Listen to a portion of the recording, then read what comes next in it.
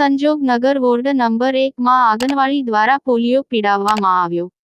આજ રોજ Sanjognagar ward number 1 માં આંગણવાડીમાં 0 થી 5 વર્ષના બાળકોને પોલિયો પીવડાવવામાં આવ્યો। તેમાં આશા વર્કરની બહેનોએ સાથ સહકાર આપ્યો।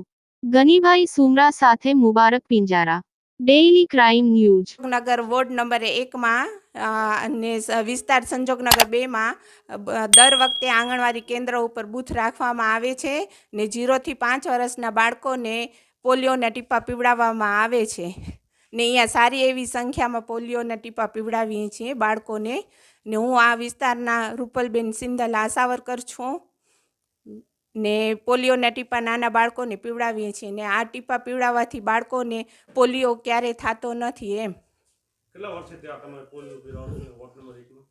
વોર્ડ નંબર 1 માં અમે 14 વર્ષથી પોલિયોના ટીપા પીવડાવીએ છીએ। હા, 0 થી 5 વર્ષના બાળકોને।